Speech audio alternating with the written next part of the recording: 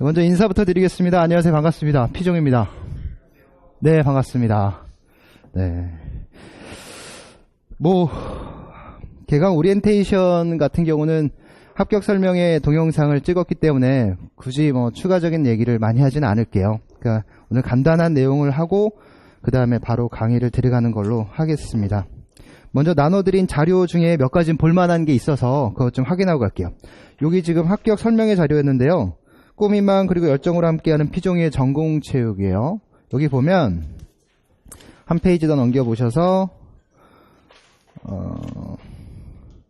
임용응시 현황 및 커트라인 나오죠. 그래서 여기 지금 인쇄가 올해 점수가 인쇄가 안 됐는데 보니까 맨 밑에 2019학년도 임용시험 1차 시험 합격 커트라인 해가지고 가장 높은 경쟁률을 보였던 게 두꺼운 글씨로 부산이었죠. 13대 1 정도 됐고요.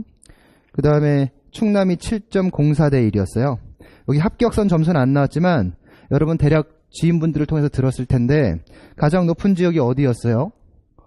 서울이었거든요. 그래서 서울이 지금 73.33점이었었어요. 커트라인이. 그 다음에 가장 낮은 지역이 지역 제한 빼고 충남이 68.33점이었습니다. 그래서 대략 가장 높은 지역과 가장 낮은 지역의 점수 차이가 한 8점 정도 차이가 났어요. 네, 그 정도.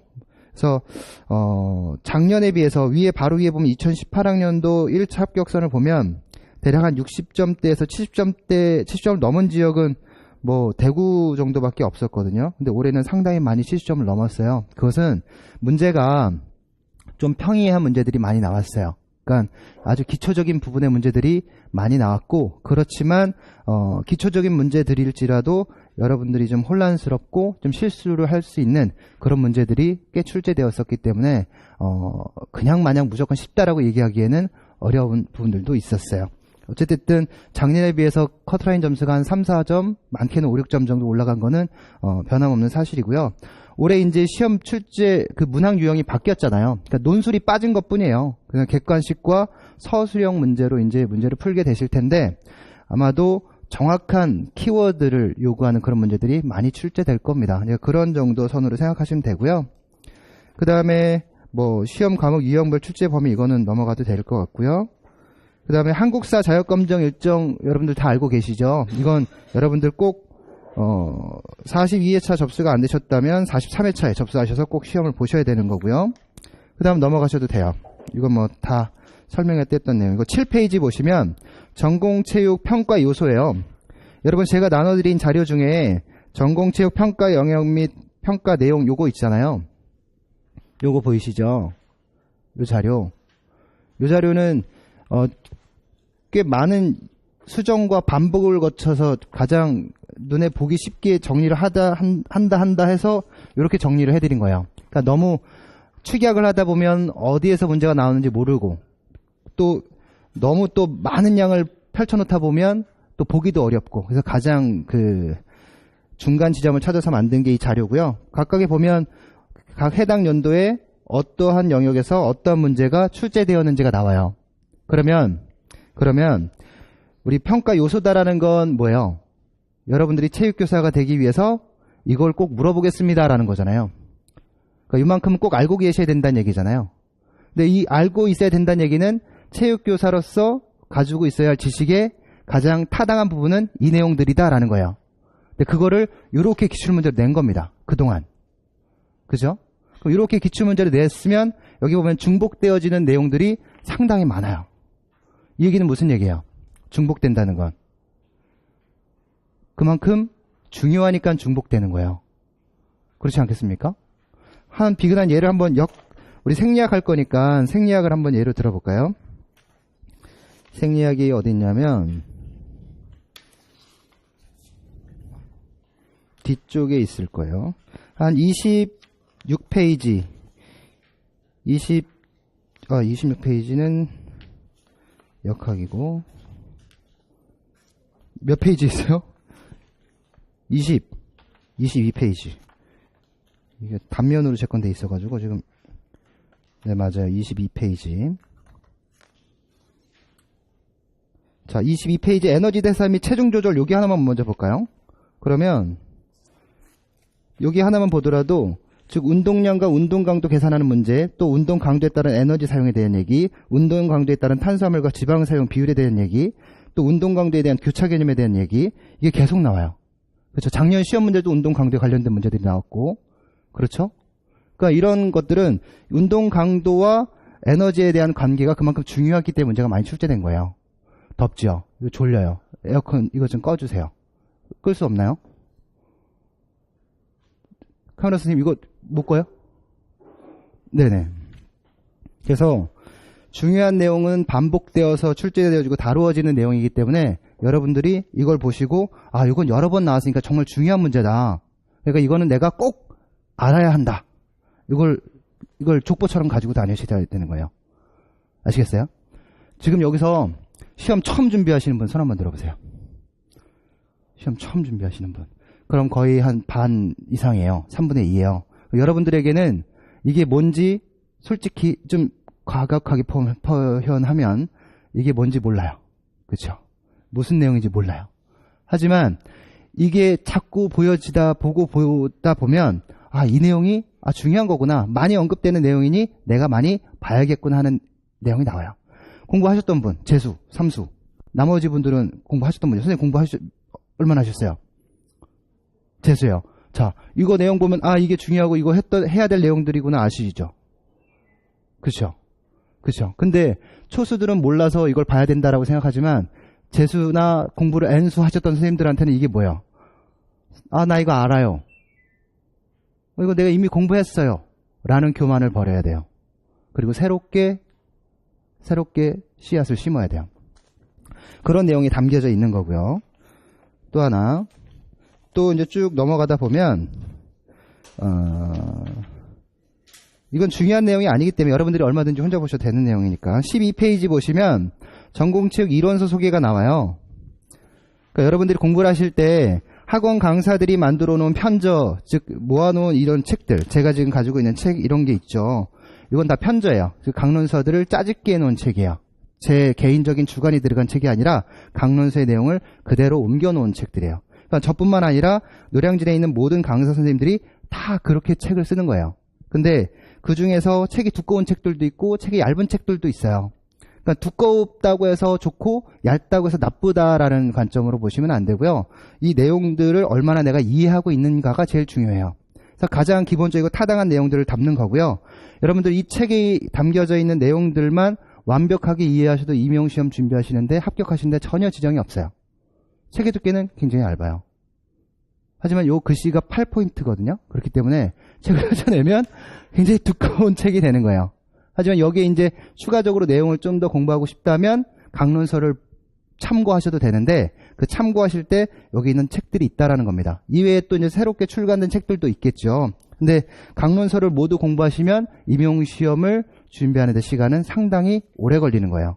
그러니까 그거를 보완하기 위해서 학원 강의에 어떤 도움을 받는 겁니다. 그 다음에 15페이지에 보면 2020학년도 대비 전공 연간 강의 계획이 나오죠. 1, 2월 저는 이 커리큘럼 전체 1년간의 커리큘럼 중에 1, 2월에 전체적인 커리큘럼이 끝나요. 그러니까 그 전 영역이 끝난다는 얘기죠. 그러니까 2달간의 강의가 솔직히 여러분 대학교 4년 동안 있었던 강의를 축약해 놓은 거예요. 그렇죠? 그러다 보니까 하루에 또는 일주일간에 이루어지는 강의가 여러분들 대학 때 한 학기에 이루어진 강의 분량보다 솔직히 더 많을 수도 있어요. 어찌됐든 1, 2월 달에는 기초적인 초수생들을 위한 데 초점을 맞출 거고요. 제가 지금 강의를 하다 보면 제 습관이 판서나 강의를 하다 보면 좀 내용을 좀 디테일하게 깊게 들어가는 경향이 있어요. 그러니까 올해는 철저하게 그걸 차단할 거예요. 차단하고 기본적인 내용들을 먼저 다루고 그 다음에 여러분 눈빛에 선생님 좀 이해가 됩니다. 좀 더 들어가셔도 돼요. 라는 느낌 오면 그때 들어갈 거예요. 그렇게 여러분들하고 좀 호흡을 맞춰서 진행을 할게요. 그렇다고 해서 내용을 빼거나 뭐 이런 건 없습니다. 그 다음 3개월 강의, 1, 2월 강의 이렇게 하면서 중요한 건 작년엔 단어 위주로 했는데 이렇게 여러분 핵심 코어 자료가 있어요. 이건 뭐냐면요. 1, 2월 교재는 기본 교재이기 때문에 1, 2월 교재가 아니라 3, 6월 교재의 문장들을 다 끌어온 거예요. 물론 1, 2월 교재와 한 80% 이상의 싱크로율을 갖고 있습니다. 똑같은 문장들이 있고요. 이거 안 받으셨어요? 당연히 지금 안 받죠. 그러면 이따 수업이 끝난 후에 평가할 거니까. 예, 이건 문제예요, 오늘. 그러니까 요거를 드리면 오늘 수업이 지금 에너지 대사에 대한 문제가 나올 거거든요. 에너지원에 대한 얘기들이 이렇게 해서 28개, 38개, 뭐 한 41문제 정도 이렇게 나왔어요. 41문제지만 가로놓기 안을 따지면 한 100개 정도 되는 거예요. 100개 정도의 핵심 키워드를 여러분 알고 있어야 이걸 풀 수 있는 거예요. 그러니까 수업이 끝나고 나면 이게 바로 형성평가로 갈 거예요. 작년엔 10분 정도 드렸거든요. 한 15문제 정도로. 이거 한 100개 정도 되기 때문에 10분 만에 못 풀어요. 그래서 한 30분 정도 시간 드릴 거예요. 그러니까 수업이 강의가 끝나고 나자마자 잠깐 5분 정도 시간 쉬고 바로 이거를 나눠 드릴 겁니다. 이거 풀고 이거를 풀면서 핵심 코가 무엇인지, 단어가 무엇인지 이 강의가 이루어지는 거예요. 이걸 왜 제가 3, 6월에 걸 끌어왔냐면 3, 6월 강의를 들을 때 이 내용을 먼저 사전 선 경험을 했기 때문에 3, 6월 공부에 수월하다라는 거죠. 그리고 여러분들 이 영역별 평가 내용 요소를 나눠드렸으니 여기에 기출문제 서브노트가 다시 또 인쇄돼서 나갈 거예요. 그러니까 기출문제 서브노트만 별도로 만들어 드릴 테니 이 내용을 참고하셔서 기출문제를 나만의 서브노트로 만드시라는 얘기예요. 그 얘기는 즉 기출문제가 전체 시험 문제 중에서 대략 한 50에서 60% 출제돼요. 그러면 작년에 출제된 시험 문제 중에 기출문제 완전 똑같은 문제들도 있었고요. 그러면 그런 문제들을 과연 공부를 하시던 선생님들이 맞췄느냐? 100% 정답률이 나오느냐? 그럴까요? 재밌게도 그건 아니라는 거예요. 전년에 출제되고 그 전에 출제됐던 뭐 우리 재성이가, 저희 아들 재성이가 요즘 한국사에 푹 빠져서 삼국시대, 고려시대 막 이런 얘기 하고 다니거든요. 집에서. 그중에 화랑도의 신체 야외활동 얘기하면 편력 잘 아시죠? 초수생분들은 잘 모르실 수도 있어요. 근데 그런 문제가 그 전년도에 나오고 그 다음에도 또 나왔어요. 근데 그 편력을 맞췄을까요? 또 냈을 리 없어 하고 틀린 선생님들도 상당히 많아요. 이래요, 문제는. 내가 정확히 알고 있지 못하면 나 스스로의 어떤 잘못된 함정을 만들어 놓고 문제를 틀리게 되는 경우도 상당히 많아요. 그래서 겸손한 마음으로 기출문제를 꼭 다시 한번 점검해 볼 수 있는 시간을 마련해 드리기 위해서 서브노트를 또 만들어 드릴 거예요. 그 책은 여러분 한 가지 참고해 드리면 저는 책을 출판하지 않아요. 왜냐하면 이건 여기 인쇄가 붙기 때문에 인쇄가 붙으면 저는 돈 벌어 주는데 저는 책으로 돈 벌 생각이 전혀 없거든요. 그래서 저는 책으로 10원 한 푼 안 벌어요. 그러니까 여러분들에게 조금이라도 저렴하게 드리려고 하는 거니까 3, 6월 때 나오는 인쇄물도 인쇄 가격만 받는 거지 저한테 10원 한 푼 들어오는 거 없어요. 학원에나 조금 뭐 그렇겠죠. 그런 거니까 아마 가격은 안 비쌀 거예요. 그런 거. 그 다음에 이제 7, 8월, 9, 10월, 11월 달까지 문제풀이가 진행이 될 거고요. 넘어가셔서요. 각각의 이제 그 2020학년 1, 2월 핵심 코어 강의에 대한 일정 계획인데요. 뭐 여기 나와 있는 그 시간은 이렇게 맞춰져 있습니다만 약간의 변동이 있을 수는 있어요. 거의 뭐 다 맞춰서 갈 거지만 2월 14일 날 하루는 제가 뺐어요. 왜냐면 2월 14일 발렌타인데이니까 제가 좀 쉬려고요. 농담이고 2월 14일에 제가 이사를 합니다. 이사. 저희 집 이사를 해요. 그래서 요날 하루 빠지는 것 때문에 1, 2월 강의를 원래 계획은 목금 이틀 계획이었거든요. 그러니까 요거 하나 빠지니까 수목금으로 잡은 거예요. 그래서 오히려 강의 시간은 더 늘었어요. 예. 요거 빠지니까 선생님 이거 휴강 아닙니까가 아니라 요거 하나를 빼기 위해서 수목금 강의로 늘린 거예요. 작년에 수업을 들어보신 분은 목금 강의를 했거든요. 그렇게 된 거고요. 그 다음 뭐 3, 6월 강의 계획은 똑같고요. 그 다음에 뭐 이거는 뭐 제가 적중했다라고 뭐 자랑하려고 이게 넣어놓은 거긴 한데 뭐 이건 뒤로 미루겠습니다. 여러분들이 판단하시고요.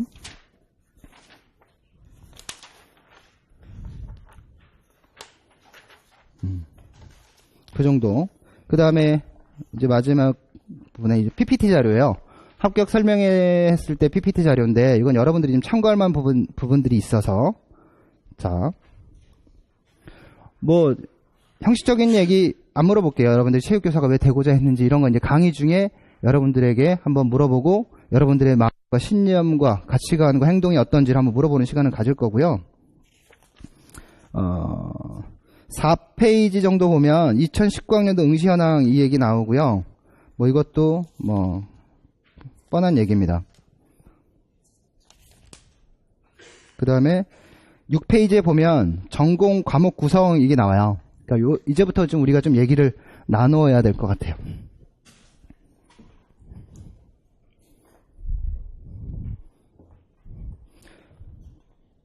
전공체육은 크게 세 영역으로 구성이 되어 있어요. 그렇죠? 그래서 스포츠 교육학, 또 내용학 입문편과 내용학 자연편으로 구성되어져 있어요. 우리 과거로부터 시작해서 지금까지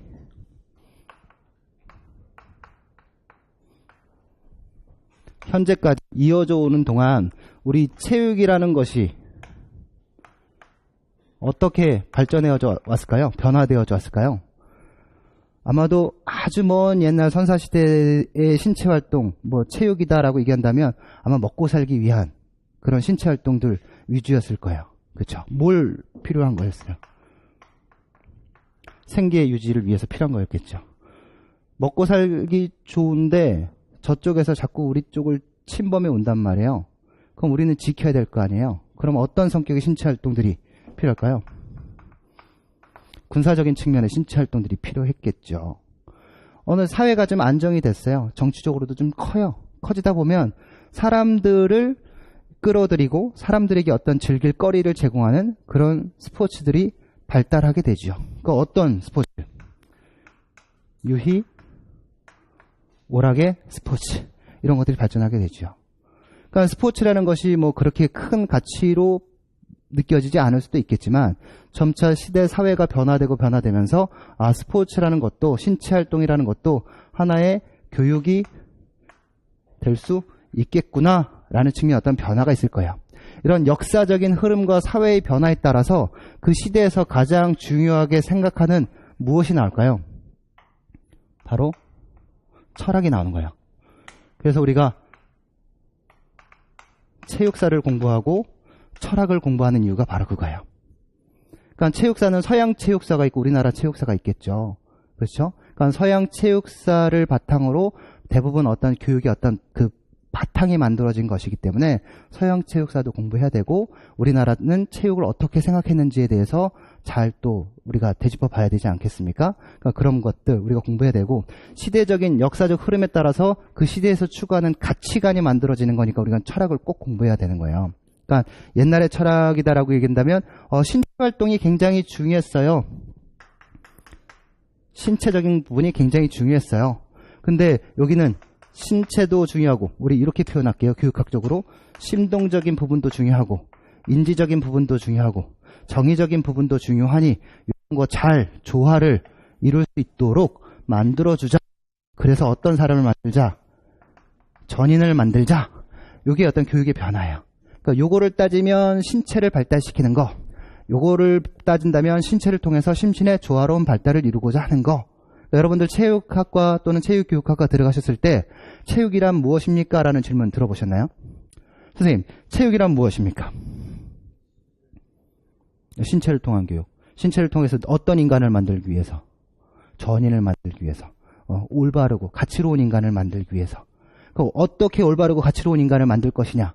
그 시대에서 추구하는 철학이라는 건 뭐예요? 가치를 담은 거예요. 그렇죠? 신체를 중요시하는 철학을 중시한다면 신체를 중요시하는 교육을 만들겠죠. 그게 본질주의예요. 신체를 통한 교육, 신체를 통한 심동적, 신체적, 인지적, 지적, 정의적, 도덕적으로 조화로운 인간을 만든다라는 건 그 시대에 추구하는 가치관이 요거라는 거예요. 그게 진보주의죠. 근데 여기는 다 기준이 밖에 있었어요. 사회 기준이 이러니 여기 맞춰라. 사회에서는 건강한 사람 좋아하니 건강한 신체를 갖게끔 그렇게 발달시켜라. 여러분 스파르타 300 영화 보셨죠? 300 영화에 나오는 사람들 어때요? 오, 멋져. 그죠? 갑바하고 멋져. 그것만 보면 흥분돼요, 저는. 왜냐면 전 갑바가 없거든요. 그리고 저는 빨래판을 절대 배에다 갖고 다니지 않아요. 그 사람들 갖고 다니잖아요. 힘이 세니까. 근데 그 시대에 중요한 건 그런 신체적인 부분들이었어요. 그러니까 그런 거 추구했겠죠. 그렇죠? 근데 지금 추구하는 건 뭐예요? 심신의 조화로운 발달이에요. 네. 그 시대 스파르타인들은 신체를 중요시했는데 그리스의 아테네인들은 심신의 조화로운 발달 추구했단 말이에요. 그러니까 지금 현대의 어떤 체육의 목적 개념이 과거 고대 그리스 도시국가에도 동일한 가치관을 가지고 있었네? 그거 굉장히 중요한 거다. 몇천 년 전에 이미 그랬으니까. 이런 것들이 중요하게 다뤄질 수밖에 없었던 거죠. 그럼 이런 가치관들이 만들어지면 이 가치관에 따라서 교육을 어떻게 할 것인가 이걸 짜는 거예요. 그래서 만들어지는 게 뭐겠어요? 이제 교육을 하면 바로 교육과정이 만들어지는 거예요. 우리는 체육이니까 체육과 교육과정이 만들어지겠죠. 그렇죠? 교육과정이라는 거 여러분 잘 아시죠? 교육학 해보셨으니까. 뭐야? 과정이 뭐예요? 뭔가 이루어져 가는 과정이야. 그 중간에 어떤 길이겠죠. 뭐예요? 교육하는 길이에요. 그래서 우리는 그것을 커리큘럼이라고 얘기하죠. 교육이 어떤 길을 가고자 한다면 분명 뭐가 설정되어 있어야 돼요? 목표가 설정되어 있어야죠. 목표는 뭐에 따라 설정하는 거예요? 가치에 따라 설정하는 거예요. 그렇죠? 그럼 목표를 잡을 거고요. 목표를 잡았으면 뭘 가르칠 거예요? 내용이 있어야 되겠죠. 어떤 내용인지는 잘 모르겠지만 어떤 내용이 있을 거예요. 그럼 내용을 가지고 이제 누굴 가르치겠어요? 교사가 학생을 가르치겠죠. 이거 우린 교수 학습이라고 얘기하죠. 이 얘기는 다시 말해서 교사와 학생의 관계 측면을 얘기하는 거예요. 이 안에 뭐가 들어가 있겠어요?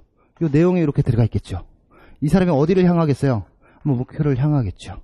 그럼 목표를 향해서 가르쳤는데 학생이 목표에 도달했는지 안 도달했는지 뭘로 알아볼 수 있어요? 그렇죠. 평가를 통해서 알아볼 수 있어요. 이렇게 일관성 있게 만들어져야 되는 거예요. 그게 교육과정이에요. 그 교육과정이 우리가 광복 이후에 미군정기, 그 다음에 1차, 2차, 3차부터 7차까지, 그 다음에 2007 개정, 2009 개정, 2011 개정 체육과 교육과정, 2015 개정 교육과정까지 이렇게 이어져 온 거예요. 그래서 작년에 시험 문제가 작년에 당연히 2015 개정 교육과정이 출제됐겠죠. 그러니까 내년에 이제 여러분들이 시험 보는 내년엔 2015 개정 교육과정이 전학년에 다 적용되는 시기이기 때문에 물론 2015 개정 교육과정이 이전의 문제가 좀 디테일한 문제들이 많이 출제가 됐어요. 하지만 교육과정은 늘 항상 출제되는 부분이기 때문에 꼭 염두에 두셔야 돼요. 그러니까 2015를 중점적으로 이제 봐야 하는 거죠. 그래서 이 교육과정의 변화도 이 교육과정에 쭉 이렇게 변화됐겠죠. 이건 뭐예요? 뭐의 변화? 역사적인, 사회적인, 역사적인 변화에 발맞추어 변화되어야 되는 거예요. 그렇죠. 근데 왜냐하면 예전에 1차, 2차, 3차, 7차까지 갈 때는 사회는 변하는데 교육과정을 변경하고 바꾸기 위해서는 시간이 상당히 오랜 시간이 걸렸단 말이에요. 그러니까 거기 못 맞춰가는 거예요. 사회는 변했는데 교육과정은 뒤따라가는 거죠. 그래서 2007 개정 교육과정부터는 수시 개정으로 바꾼 거예요. 2007 개정 몇 호, 2000 개정 고시문이 매년 계속 나오죠. 이거는 뭐에 맞춰가려고? 사회 시대 변화에 발맞춰 가려고. 그러니까 현장에 여러분 나가시면 이제 여러분들 나가시면 2020학년도잖아요. 그래서 2020학년도에 여기 있으면 안 되는 거잖아요. 학교 현장에 있어야 되잖아요. 거기서 이제 막 업무를 보시고 계시는데 2020-2호 개정 고시문 딱 나오는 거예요. 2015 나온 지 얼마 됐다고 또 2020 개정 고시문, 2020 개정 교육과정 이렇게 또 나올 수도 있는 거죠. 어쨌든 그걸 탓하려고 하는 건 아니고 교육과정이란 그러하다라는 거예요. 그래서 우리가 어떤 목표를 짜고 내용을 가지고 교사학습에서 평가하면 우리가 원하는 가치관을 학생들이 가질 수 있겠구나라고 해서 만드는 게 교육과정이죠. 어렵지 않죠? 그렇죠? 네. 그러면 요것도 있고 내용은 이미 교과서라든가 우리가 배우는 내용들이고 평가는 하면 될 거고 이제 요게 중요하잖아요. 교수학습. 그러니까 선생님이 될 거니까 여러분들 뭘 알아야 돼요? 교수법 알아야 돼요. 그렇죠? 어떻게 가르칠 것인지. 우리가 교수를 한다는 건 두 가지를 생각할 수 있어요. 학생들을 가르친다. 두 가지 뭘까요? 자, 여러분들은 보세요. 여러분들 제가 강의를 하잖아요. 여러분들은 어떤 존재처럼 느껴지는지 아세요, 제가? 어떤 존재가 아니라 여러분들은 너무 이뻐요. 왜 이쁘냐면 그 집중도가 어마어마하거든요. 그렇죠? 제가 볼 거 있습니까? 얼굴 잘생긴 것도 아니고 이마는 넓어서 지금 조명 딱 받으면 이마가 이렇게 넓기 때문에 아마 눈부실 거예요. 제가 잘생겨서 눈부시면 좋겠지만 그렇지 않아요. 하지만 여러분들은 굉장히 집중한단 말이에요. 뭘 들으려고? 제가 전하는 말 한마디 한마디를 듣고 놓치지 않으려고. 그러니까 뭐냐면 교수법은 내용 지도에 대한 얘기들 이거 중요하죠. 어떻게 내용을 잘 전달할 것이냐. 또 교수법은 뭘 중요시할까요? 수업 운영도 중요시하는 거예요. 말을 어렵게 생각할 필요 없어요. 저는 가르치기만 하면 돼요. 왜냐하면 여러분들은 운영할 필요가 없으니까. 왜 늦게 왔어요? 지금 20분 지났는데. 빨리빨리 오세요. 알겠죠? 이거가 수업 운영이란 얘기예요. 학생들한테. 저 장난을 한 거예요. 네, 네. 수업, 아이들한테 일찍 와라 늦게 와라고 얘기할 필요가 있지요. 학교 가면. 야, 선생님 주목해. 졸지 마. 밥 먹은 지 얼마 됐다고 지금 20분밖에 수업 안 했는데 벌써 졸아. 이런 얘기를 학교 가면 하셔야 하잖아요. 근데 여기서는 전혀 그게 필요가 없어요. 만약에 50분, 45분 수업이라면 45분 중에 저는 단 1분도 운영에 쏟아붓지 않아요. 사담도 거의 없어요. 네. 그럼 내용지도에 쏟아붓게요. 근데 학생들은 반대예요. 학교가 45분 중에 40분이 여기로 갈 수도 있어요. 그럼 뭘 가르칠 거예요? 야, C8, 저8. 똑바로 하라고, 니네. 이런 얘기 하다 끝나겠죠. 가르치는 것도 없이. 야, 줄 서! 줄 서! 야, 다 맞춰줘! 야, 끝날 시간 돼서 헤어져. 뭐 이렇게 되는 경우들도 있을 수 있을 거예요. 그렇죠. 그래서 어떻게 하면 학생들을 수업을 잘 운영하고, 이것을 수업 운영 시간을 잘 줄여서 내용 지도에 쏟아붓는 시간이 많게 할 것인가? 요걸 배우는 게 바로 교수법이에요. 이거 잘 해야 되겠죠. 그런 다음에 올해 이제 이 교수법을 배우는 것 중에 우리 초기 곤란 단계가 있어요. 여러분들 뭐 학생들에게 설명하고 시범 보이고 뭐 피드백 주고 하는데 피드백도 잘하면 너 잘했어. 올라와 내가 안아줄게. 뽀뽀해줄게. 뭐 여러 가지가 있을 거 아니에요. 긍정 강화를 해줄 수 있는 여러 가지가 있을 수 있잖아요. 근데 초보 교사들은 그런 것도 어색하고 잘 못하죠. 그래서 잘했어. 잘했다? 잘했구나? 잘했어? 정말 잘했어. 뭐 이렇게 하는 교사들도 있어요. 그러니까 잘 못 쓰는 거죠. 그게 바로 초기 곤란 단계예요. 체육교수법 손천택 선생님이 시든탑 거 번역해서 쓴 책의 첫 단락에 나오는 시험이에요. 우리 시험 문제 나왔어요. 다 맞췄을까요? 정답은 100%일까요? 체육교수 이름 펴자마자 딱 나오는 게 그건데 재밌게도 100%가 아니라는 거예요. 그거 연습할 때 교수기는 연습법이 1인 연습법이에요. 거울 보고 하는 거. 혼자 연습법이라 하든 1인 연습법이라 하든 뭐든 쓰면 돼요. 정답이 100%였을까요? 체육교수 이런 두 번째 페이지를 넘기면 나오는 내용인데 100%가 아니라는 거예요. 시험이 그래요. 너무 쉬운 것도 틀려요. 어찌됐든 그런 걸 공부하면요. 이런 거 교수법 내용 지도도 있고 수업 운영도 있는데 우리가 학생들에게 뭔가를 이루게끔 만들려면 그냥 막 하면 안 되잖아요. 그래서 어떤 틀이 좀 필요한 거예요. 그래서 이런 교사와 학생 간의 수업에 대한 어떤 틀을 만들어 놓은 게 링크에 수업 방식이 있는 거고 모스턴 쌤의 체육 교수 스타일이 있는 거고 매첼러의 체육 수업 모형이 있는 거예요.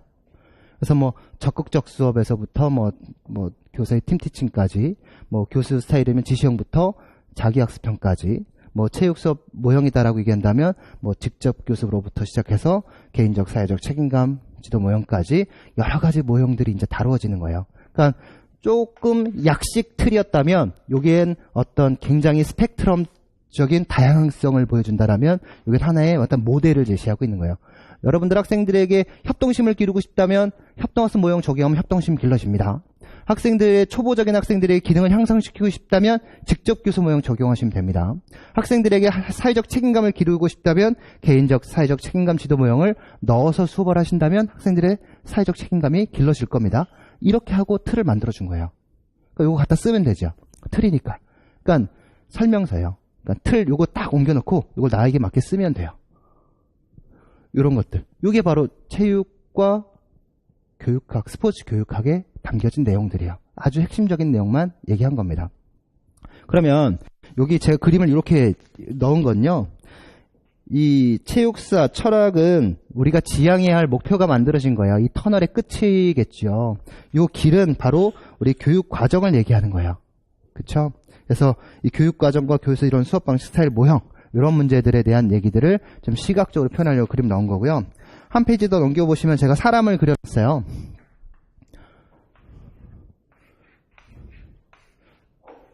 죄송해요. 사람 이렇게 그려놨어요. 그러면 이제 우리가 학생을 가르칠 때 얘가 학생이라고 한번 생각해 봅시다. 학생이라고 생각해 봅시다. 아마 체육이니까 학생들을 체육을 통해서 어떤 지향하는 어떤 목표를 향해 나아갈 텐데, 우리가 먼저 여기 그림을 보시면 위로 들어가는 부분이 있고 밖으로 나오는 부분이 있어요. 안쪽으로, 내 쪽으로 넣어준다는 얘기고 밖으로 빼내준다. 인풋과 아웃풋이라고 생각해 봅시다. 그러면 가장 먼저 뭐가 있어요? 운동, 학습이 있어요. 여러분들 어떤 운동 기능 배울 때 수많은 신체적 반복을 통해서 머릿속에 그걸 저장할 거 아니에요? 신체로 저장할 거 아니에요? 그걸 파지라고 하죠. 그러니까 내가 수많은 운동 경험을 통해서, 반복 경험을 통해서 그 운동 경험 또 운동 기능을 나의 것으로 만드는 과정을 운동 학습이다라고 얘기해요. 그래서 운동 학습의 파지, 또 운동 학습의 단계, 뭐 이런 것들을 공부하는 과정이에요. 또 하나가 뭐냐면 운동 심리학이에요. 운동 심리는 좀 동안의 심리학하고는 좀 번외적인 부분이에요. 뭐냐면 얘네는 신체, 즉 운동을 통해서 나의 심리에 어떤 변화를 일으킬 것인가 이거예요. 우울증 많이 걸려요. 그렇죠? 근데 우울증에 먹는 약도 있어요. 뭐 리보트릴이라든가 뭐 여러 가지 약물들이 있어요. 뭐 이런 약물들을 먹으면 우울증이 저하되고 에피네프린 분비가 많이 되고, 에피네프린 분비됐다 에피네프린이 제거되는 속도가 늦어져요. 그러니까 몸이 떠 있는 기분처럼 느끼게 만드는 게 우울증 감소약인데, 그런 약물적인 효과를 일으키는 게 바로 운동이에요. 제가 분명히 여기서 하나의 호르몬을 얘기했어요. 에피네프린이라는 걸 얘기했어요. 의학 병원에서는 아드레날린이라고 얘기하죠. 네. 이것은 긴장됐을 때 분비돼요. 신체가 운동을 했을 때 분비됩니다. 운동을 했을 때 분비되면 얘는 신체를 활성화시켜요. 네. 그럼 내가 몸이 붕 좀 있는 느낌처럼 나게 만들죠. 그러면 우울증 감소에 긍정적인 효과가 있다라고 얘기하는 걸 알려주고자 하는 게 운동 심리학이에요. 그래서 운동은 정신에 좋다. 그러니 운동해라. 이겁니다. 이게 운동 심리학이에요. 반대쪽이면 아웃풋 하는 쪽이 있어요. 운동 학습이 있다면 운동 제어가 있어요. 이거는 뭐예요? 컨트롤한다라는 거잖아요. 내가 과연 나의 움직임을 어떻게 컨트롤할 것인가. 가장 크게 두 가지로 얘기한다면 내 머릿속에서 명령을 내리니까 내 움직임을 컨트롤하는 겁니다 라고 얘기하는 경우도 있어요. 또 그에 반해서 환경적인 요소가 나의 움직임을 컨트롤합니다.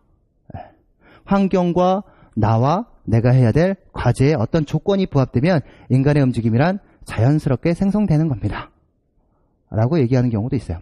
빙판길을 가다가 날씨 춥죠. 바깥 온도 오늘 아침에 영하 11도까지 새벽에 떨어진 것 같던데, 길가 다니다 보면 군데군데 갑자기 빙판처럼 돼 있는 데 있어요.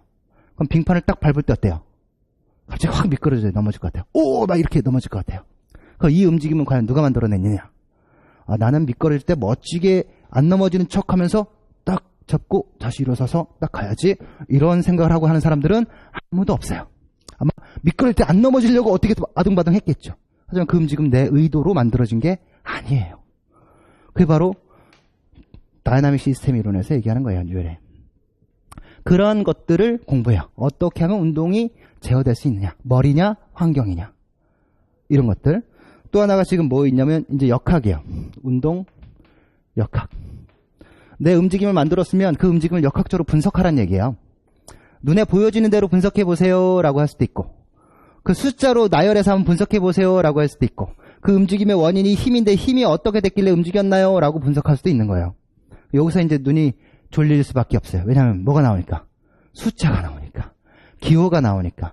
체육에 나와 있는 수없이 많은 눈에 보이지 않은 현상들을, 또는 눈에 보이는 현상들을, 외형적인 현상들을 그 내면에 들어가서 힘과 어떤 움직임, 눈에 보이는 움직임과 눈에 보이지 않는 힘과의 관계들을 우리가 기호로 분석을 해야 되는 상황이 나오기 때문에 조금 어려운 거예요.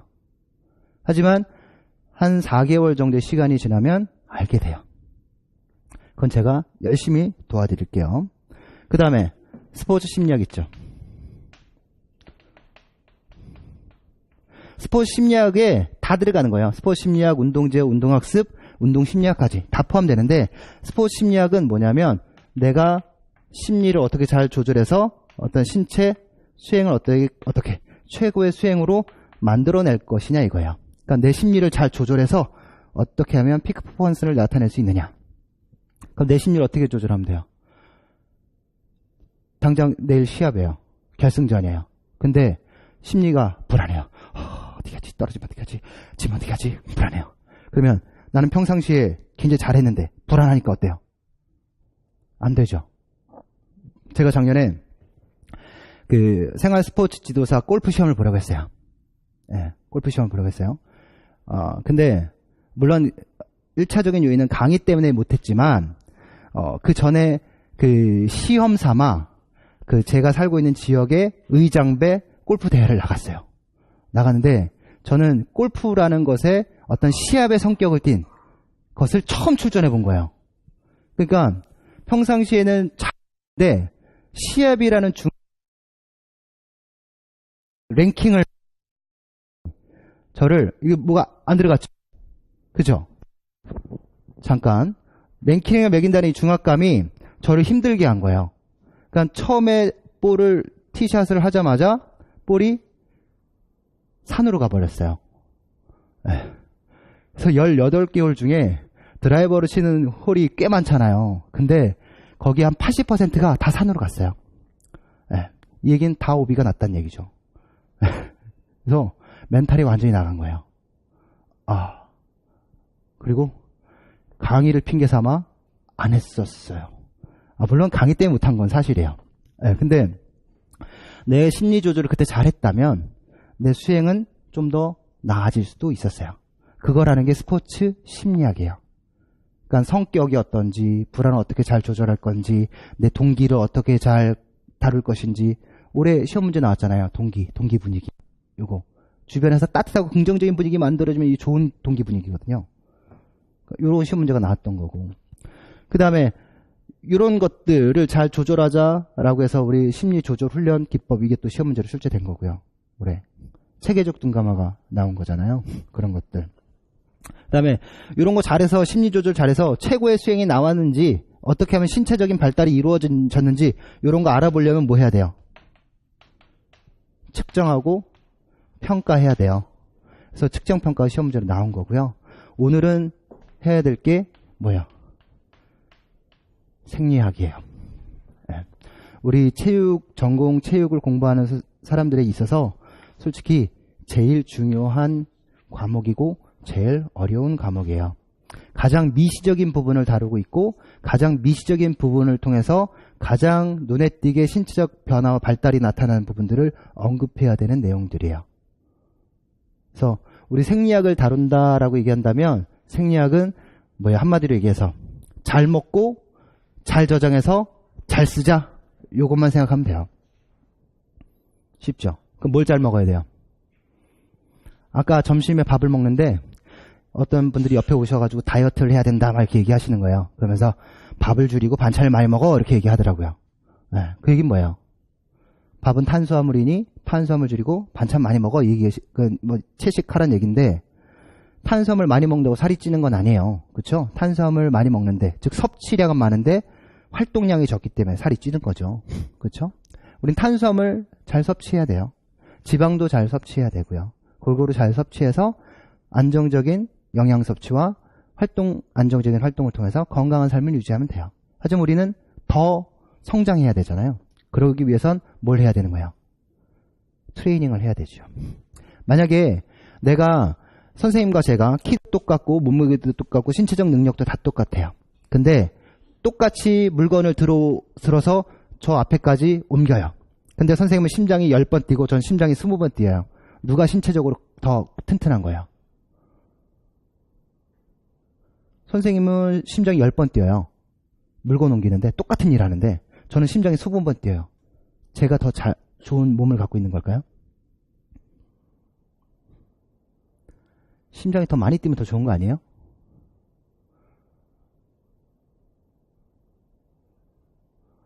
그래요. 좀 더 구체적으로 저랑 같이 선생님은 손 붙잡고 200m 트랙을 걸었어요. 걸었는데 선생님은 심장이 60번 뛰었어요. 전 심장이 100번 뛰었어요. 누가 더 좋아요? 60번 뛴 선생님 좋아요? 왜요?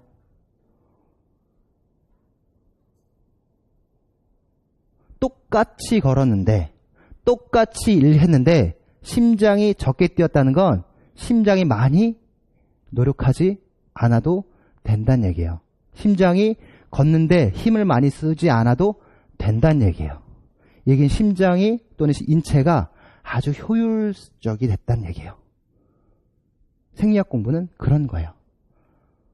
근데 이건 효율성에 대한 얘기고, 점프를 뛰어요.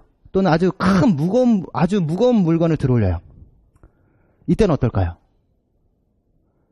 이때는 더 심장이 많이 뛰고 더 무거운 거를 들어올리고 몸에 부산물이 많이 축적되고 이런 게 좋아요. 왜냐면 그런 사람일수록 더 큰 힘을 낼 수 있는 증거가 되는 거니까. 아주 힘든 운동을 했어요. 어떤 사람은 몸에 부산물이 100만 쌓여요. 근데 나는 몸에 부산물이 200이 쌓였어요.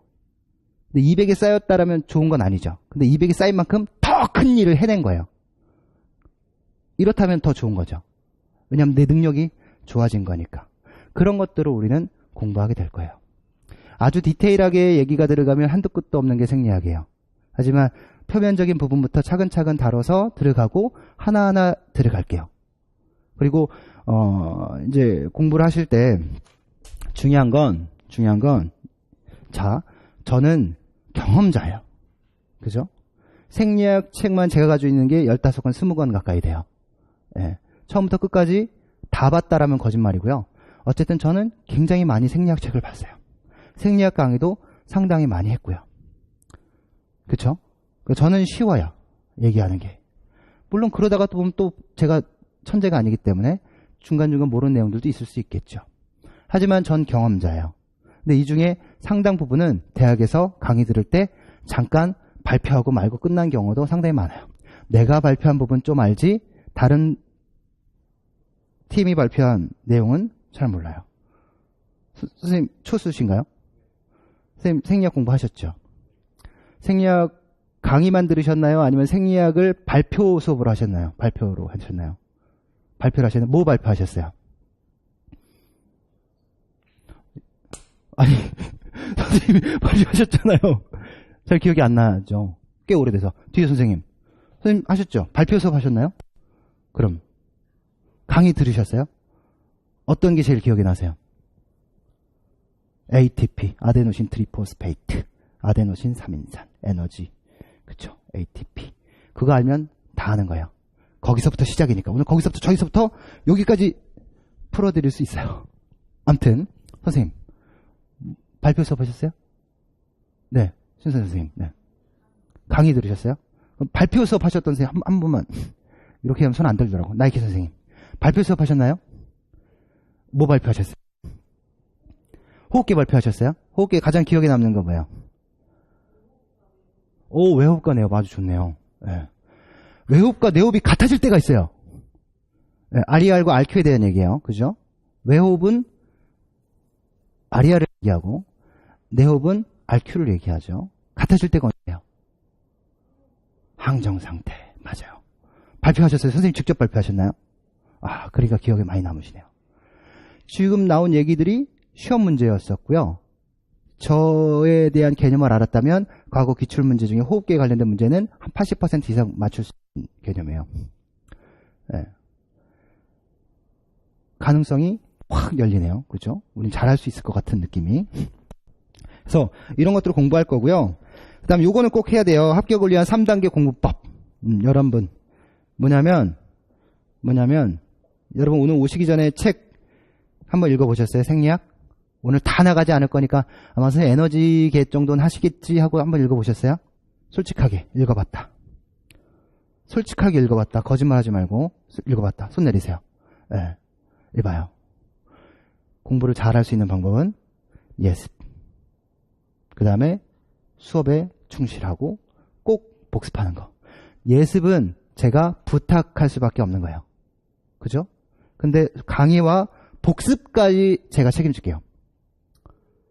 강의가 끝나고 여러분 1시간 여러분들이 정말 원해서 집에 가야겠다라고 한다면 할 수 없지만 강의가 끝나고 평가 핵심 코어 이거 하고 그리고 나서 1시간 동안 여러분들 3, 4, 5 모여서 그건 그때 그날마다 멤버는 바꿔도 해요. 왜냐면 막 트레이드 하셔도 돼요. 마음대로 하세요. 다만 그 1시간 동안 제가 그 멤버 모임 구성을 꼭 한 번씩은 순회할 거예요. 그리고 막히는 부분들을 제가 진공청소기로 또는 그 화장실 뚫는 것처럼 뚫어뻥으로 뻥 뚫듯이 뚫어드릴 거예요. 그래서 1시간 딱 하고 그 갈증을 해소하고 그러고 집에 가셨으면 좋겠어요. 거기까지는 제가 해결해 드릴게요. 그래도 안 된다? 그럼 뭐 하시면 돼요? 밴드에 오시고 카페에 오시고 카톡 하시고 하셔요. 그럼 전 와이프하고 이혼하고 그리고 또 여기 침대 갖다 놓고 여기서 여러분들과 같이 생활하고 뭐 이러면 돼요. 전 올해 이혼할 것 같아요. 아무래도. 아무튼 이렇습니다. 왜냐하면 이제 집 와이프 이름으로 다 바꾸세요. 저는 없어요. 그럼 이혼하면 안 되는 거구나. 웃자고 한 얘기지만 첫째 뭐 하셔야 된다는 얘기예요. 제 말은 웃기지만 정말 간절한 부탁이 하나 있어요. 뭐예요? 제가 2가지는 책임진다 했잖아요. 강의하고 복습은. 그럼 뭔 여러분들이 책임지셔야 돼요? 예습은 여러분들이 책임지셔야 돼요. 알고 오라는 게 아니에요. 일단 먼저 오늘 할 게 뭔지 정도는 알고 와야 된다는 거죠. 그 다음 뭐 연간 강의 계획인데 이건 넘어가고요. 자, 여기 보면 9페이지에 1, 2월 핵심 개념 강의 이렇게 나와 있어요. 그래서 수업이 시작되면 전체적인 내용을 구조화해 드릴 건데 지금 이렇게 그냥 간략하게 여러분들의 머릿속에 밑그림만 그린 정도만 해드릴 거예요. 디테일하게 다 들어가진 않고 오늘 이걸 하는구나. 요 중요한 내용들이니까 요 그림에 하나씩 채워넣자. 이런 마음으로 하시면 돼요. 그 다음에 주요 핵심 키워드 정리해드리고 형성평가 수업 끝나면 실시하고 스터디를 통해서 여러분 학습 코칭을 해드릴 거예요. 그 다음에 요거 가지고도 모자라면 카페나 밴드를 통해서 밴드 만들어 놨으니까 네이버 밴드에 피종이 전공체육 치시면 있어요. 근데 거기에 이제 그걸 안 해서 카페나 밴드에는 지금 인원에 대한 어떤 그 기준을 안 만들어 놨어요. 그러니까 기준을 만들어 놓고 수강생들만 초청해서 수강생들끼리만 상호작용할 수 있게 만들어 드릴 테니까 거기서 우리가 상호작용 하시면 돼요. 그래서 전부 다 제가 하기보단 여러분들이 스터디, 단체 스터디 공간이다라고 생각하시고 제가 필요할 때 계속 개입을 하겠습니다. 그렇죠? 제가 개입을 많이 하면 이게 중요한 게요. 여러분들끼리 활성화되면 이제 굉장히 편안해지는데 제가 개입을 하기 시작하면 여러분들이 입을 닫아요. 입을 닫고 관망만 하고 듣기만 해요. 그렇기 때문에 제 개입은 최소화해야 돼요. 그리고 오프라인에서 상호작용하는 게 좀 더 나아요. 왜냐면 여러분들이 막 난상 토론이 이루어지는 공간이 이루어질 때 정말 산으로 간다 싶으면 그거 아니거든요. 막 이렇게 제가 해드릴 수 있는 정도, 교통 정리해드리는 정도가 딱 적당해요. 그 다음 9시월까지 가고요. 여러분 목표 점수가 전공 64점이에요. 작년에 또 64점이라고 얘기했어요. 올해 시험 보신 선생님 중에 모 선생님이 있어요. 박모 선생님이 있는데 그 선생님 초수예요. 초수인데 카톡이 왔어요. 어떤 선생님한테 상담 오셨을 때 그 보여드렸었는데 그분 전공 64점 처음에는 정말 부담스러운 점수여서 그냥 저 점수만 맞았으면 좋겠다라고 그 점수만 생각하면서 공부했대요. 근데 그 선생님 초수인데 올해 전공 65점 맞았어요. 네. 이게 어려운 점수긴 한데 불가능한 점수는 아니라는 거예요. 초수라서 안 되는 점수는 아니라는 거죠. 여기 전공 교육학 15점만 맞으면 몇 점이에요? 80점이잖아요. 서울이 73.33점인가 그랬잖아요. 73점이었으니까 7점 차이잖아요. 서울 그 엄청난 빈도수로 그 커트라인 점수대에 모여 있어요. 이게 서울 같은 경우는 그 전날 이게 뚫렸어요. 인터넷이. 그래서 석차가 나왔거든요. 근데 굉장히 밀집도가 높아요. 네.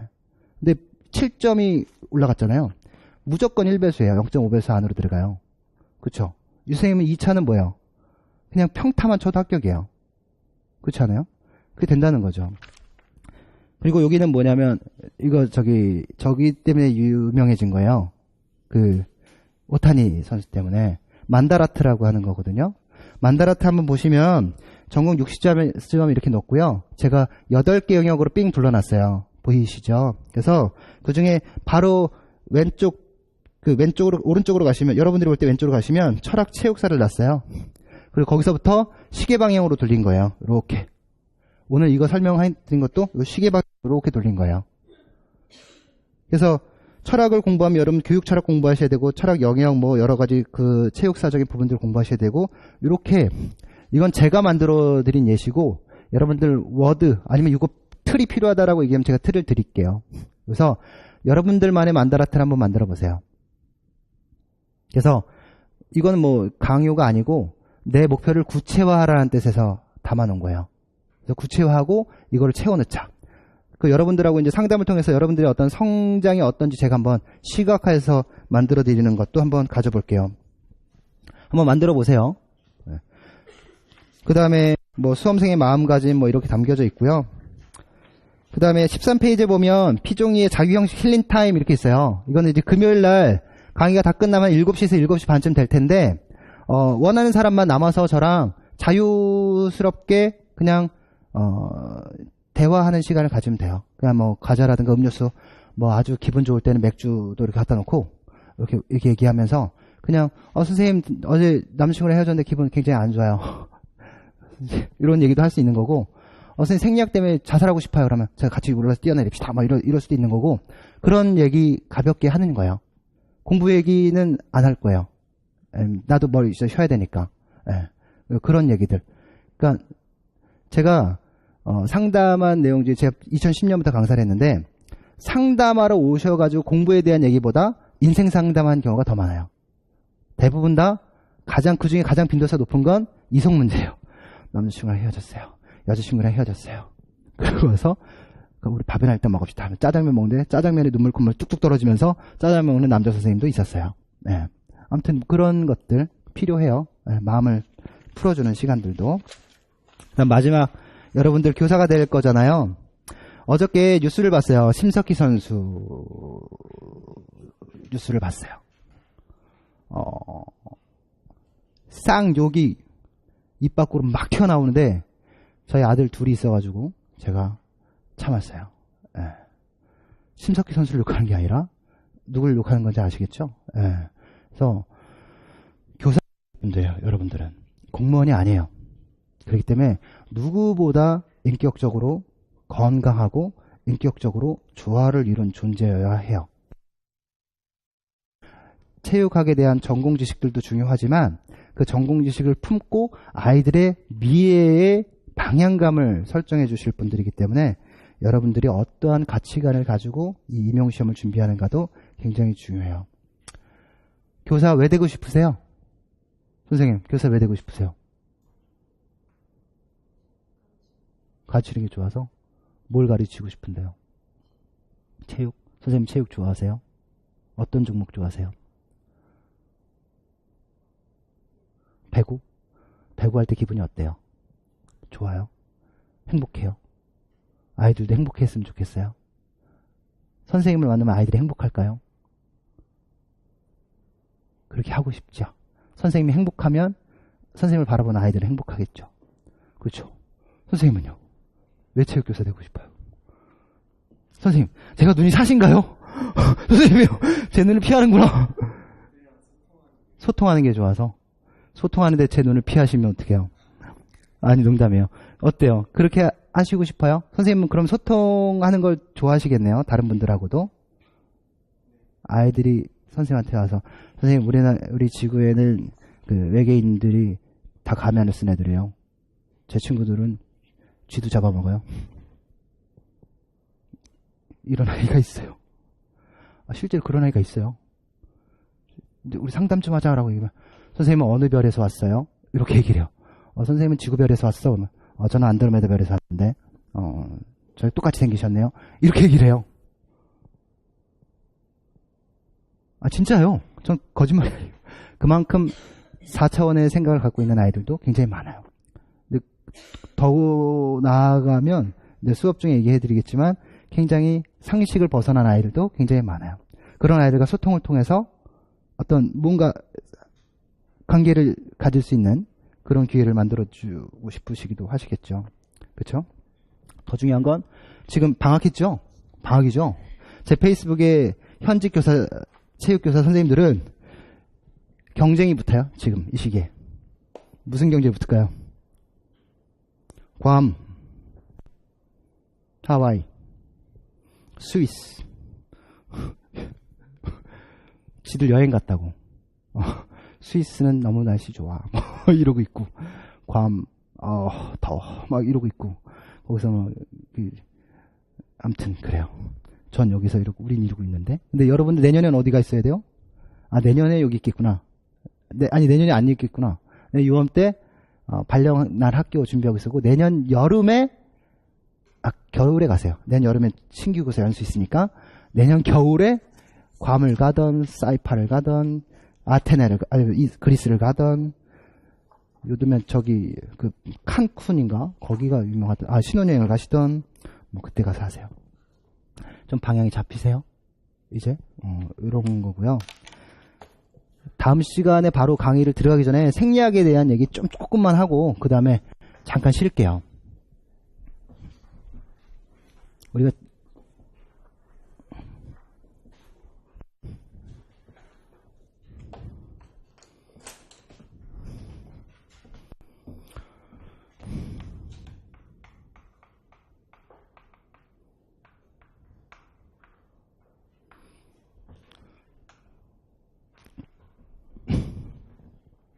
우리가 운동 생리학을 공부한 굉장히 짧아요. 1분 만에 끝나요.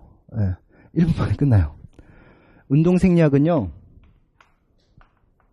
음식을 먹어서 그 음식을 내 몸에 맞게 변화시키는 과정이 있고요. 몸속에 들어오는 음식을 몸에 운동을 할 수 있게끔 에너지로 만들게 변화시키는 과정이 있어요. 이거를 우리는 유식한 말로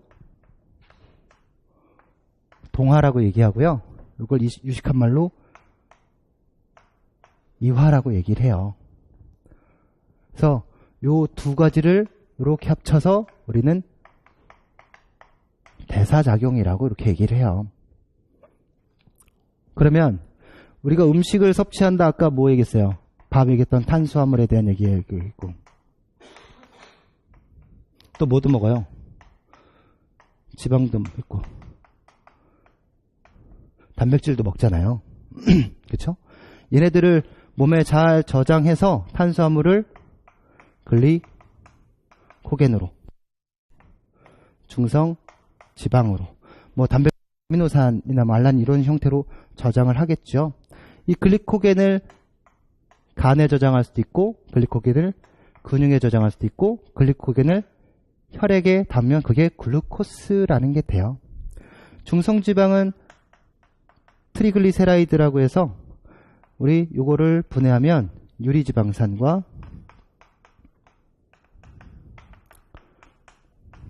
글리세롤로 이렇게 나누어져요. 그래서 요거하고 얘네들을 이용해서 우리는 운동을 하는 거예요. 그럼 운동도 무슨 운동 있어요? 고강도, 저강도 이런 거 있는 거잖아요. 고강도의 운동은 지속시간이 어때요? 짧을 수밖에 없어요. 저강도 운동은 지속시간이 길 수 있어요. 그쵸? 그러면 고강도 운동을 한다, 저강도 운동을 한다는 건 여기에 있는 에너지가 여기에는 많이 필요하다는 얘기인가요? 그쵸? 여기는 에너지가 조금 필요하다 이 얘기예요. 이게 가장 핵심이거든요. 내가 어떤 운동을 하느냐에 따라서 인체는 에너지를 많이 공급해줘야 되기도 하고 에너지를 조금만 공급해줘도 된다는 얘기예요. 많이 공급하면 에너지가 어떻게 돼요? 빨리 고갈되겠죠. 그러니까 오랜 시간 동안 운동 지속하기 어려워요. 저강도 운동하면 고갈되는 정도가 작아요. 그러니까 운동을 오래 지속할 수 있어요. 이게 가장 큰 핵심이에요. 그러면 이런 운동을 할 수 있는 근섬유가 FT 섬유고 이런 근섬유가 ST 섬유라고 해요.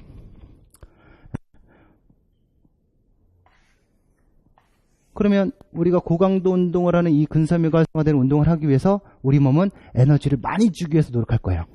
그럼 에너지를 필요한 곳으로 빨리빨리 줄 수 있는 방법은 뭘까요? 에너지를 팔 운동을 해요. 여기 에너지를 어떻게 받을까요? 글리코겐과 중성지방을 어떻게 받을까요?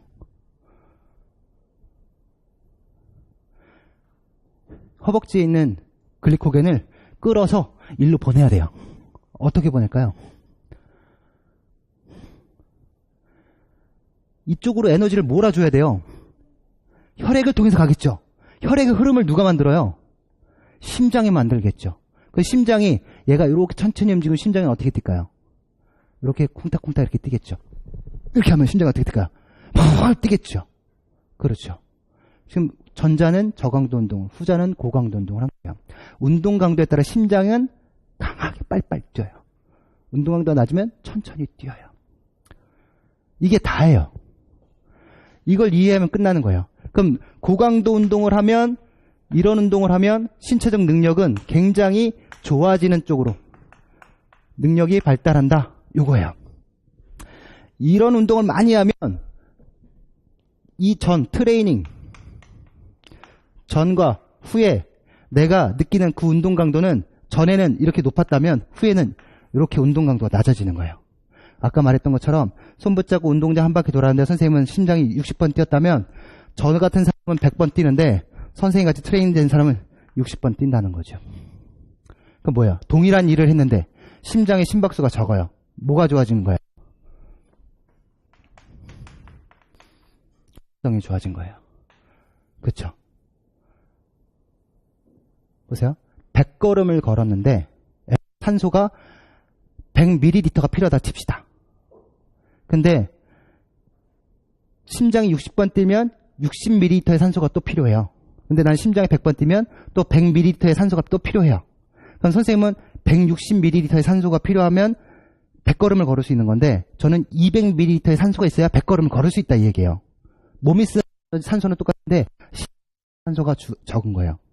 그러니까 트레이닝 된 사람은 산소 소비가 줄어들어요. 효율적으로 움직임을 할 수 있는 거예요. 그런 거예요. 그게 아주 크게 자리를 잡고 있을 때 생리학은 쉽게 이해되기 시작해요. 이해되세요? 그러니까 생리학을 공부하는 이유는 어떠한 에너지를 분해시켜서 어떻게 뭐 하고 아주 디테일한 얘기를 다 하려고 한다기보다 그걸 통해서 우리 몸을 어떻게 변화시키고 그 원인은 무엇인가 따져 물어가면 돼요.